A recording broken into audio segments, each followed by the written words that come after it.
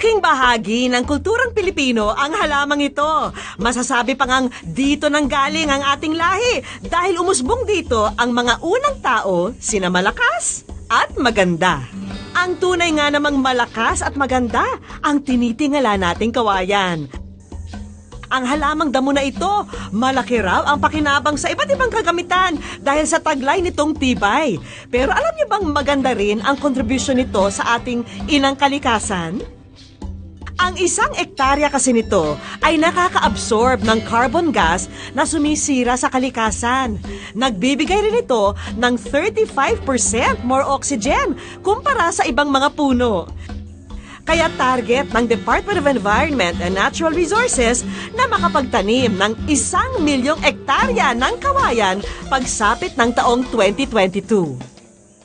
Sa 1,000 species ng kawayan sa buong mundo, 49 ang kilalang tumutubo sa atin. Kaya may potensyal daw ang Pilipinas na maging world's second largest bamboo producer kasunod ng China. At ang good news, kahit sino, pwedeng makatulong sa proyekteng ito. Sa San Jose Antipolo, matatagpuan ang isang bamboo garden na naglalayong makatulong sa mga taong nais magtanim ng bamboo. Yung land development, nag-start ng 1997. Pero nung year 2000, nagkaroon na kami ng inauguration dito. With the help naman ng Ecosystems Research and Development Bureau. Sa ngayon, makikita rito ang halos 50 uri ng kawayan. Too happy na kaya this very rare opportunity after 17 years. I cannot imagine how Mrs. Jimenez did this real.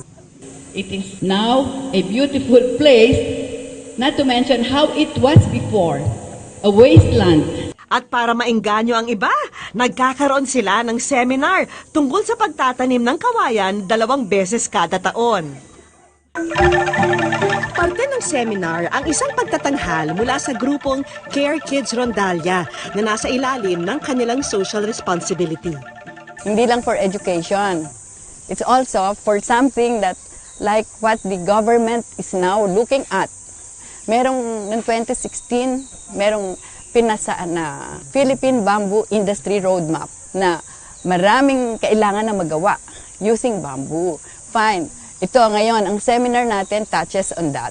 Kaya it's called rhizomatous stem. Pagka magtanim ka ng isa, after 5 years, meron ka ng 11 palms, no? And 4 of them can be harvested already.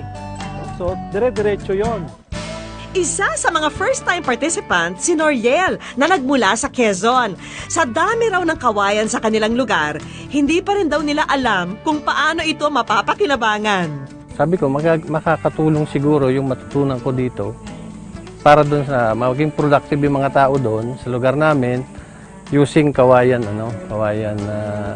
products. Ang maaaning bamboo, umiikot sa 3 klase ng produkto. Kasuotan, tirahan o kagamitan,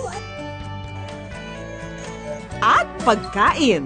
Na-inspire ako na ituloy yung advocacies and then make it real, not just on paper. We actually produce the products. The whole story can be seen, felt, heard, and even eaten. Ilan sa mga produkto rito ang mga musical instrument. Ang mga to nagmula sa iba't ibang bahagi ng bansa at maging sa abroad.